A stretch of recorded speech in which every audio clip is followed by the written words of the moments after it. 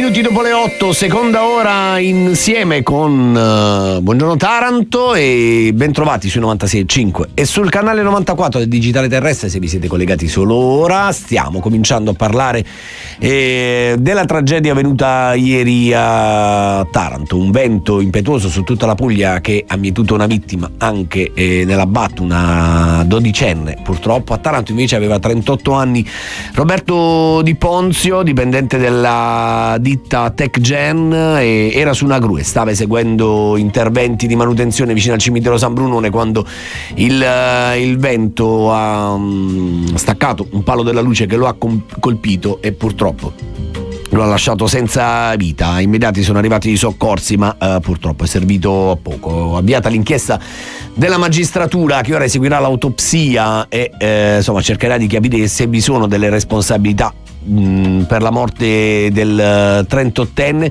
Scene strazianti ieri all'arrivo dei genitori sul luogo, un momento davvero devastante, però è anche l'occasione per poter fare il punto sulle sicurezza nei luoghi di lavoro. Parliamo spesso della sicurezza in fabbrica, ma ci sono altri settori come l'edilizia, per esempio, in cui la sicurezza talvolta è quasi un optional. Se sto sbagliando mi corregga Giovanni D'Arcangelo della CGIL di Taranto, che è in collegamento con noi. Buongiorno.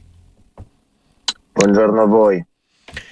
E nell'edilizia la sicurezza è un optional o diciamo le cose stanno migliorando? Perché a volte, D'Arcangelo, c'è la vaga sensazione che facciamo anche noi cronisti, morti di serie A e morti di serie B.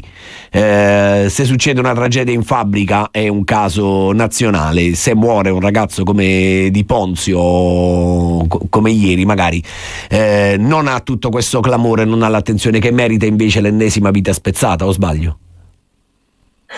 Assolutamente. Io vorrei partire innanzitutto per quello che può servire, facendo le condoglianze e stringendomi attorno alla famiglia, perché davvero è incredibile, è indicibile il dolore di un genitore che debba andare su un luogo di lavoro a raccogliere il corpo del proprio figlio morto mentre per l'appunto stava lavorando e stava facendo il suo dovere.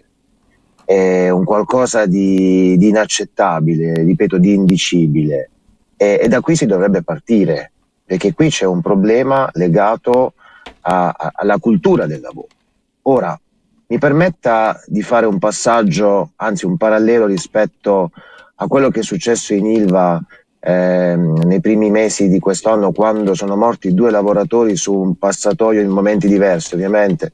Su un passatoio perché è caduta una grata, cioè un luogo dove si cammina, dove si percorre una strada, rispetto alla morte di ieri, dove con quel vento, con un'allerta meteo vera e propria, questo lavoratore ha movimentato il materiale che lo ha colpito, questo palo che lo ha colpito. Allora la prima domanda che mi pongo è: ma l'azienda ha fatto una sorta di accertamento per comprendere se ieri mattina si potesse lavorare oppure no?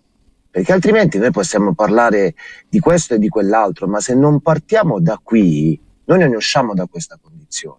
Ed è per questa ragione che noi stiamo anche provando ad attirare l'attenzione, a cercare di fare qualcosa di concreto, addirittura proponendo una legge. Cioè siamo arrivati al paradosso che in questo paese, invece di esserci un lavoro anche parlamentare su questi temi per migliorare la sicurezza sui luoghi di lavoro, dato che abbiamo cifre mastodontiche, oltre 1.000 lavoratori che muoiono sui luoghi di lavoro ogni anno, e la stragrande maggioranza nella catena degli appalti, in tutti i settori, non solamente in edilizia, noi siamo arrivati a questo paradosso che le leggi le dobbiamo scrivere noi, e almeno su questo speriamo che ci possa essere una maggiore attenzione. Da maggio partiremo con le firme su questa proposta di legge per qualificare il lavoro negli appalti.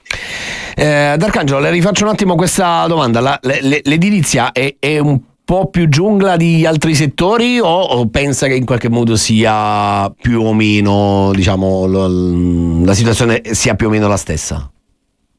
No, in edilizia ci sono tanti strumenti per cercare di mettere in sicurezza il lavoro, ci sono tante disposizioni di legge, a partire dal testo unico per la sicurezza, che c'è proprio una branca specifica per l'edilizia, ma poi c'è anche tutto il tema che riguarda il lavoro che si fa all'interno dell'ente bilaterale della cassa edile, che va a verificare quali siano le condizioni di lavoro. Chiaramente stiamo parlando di un settore che ha una maggiore incidenza a quelli che possono essere i rischi, ma ripeto, non c'è solamente un problema legato all'edilizia, ma in tutti i settori c'è un problema legato alla sicurezza, anche perché per esempio, se facciamo riferimento a Taranto, non erano edili quei lavoratori che sono morti qualche mese fa.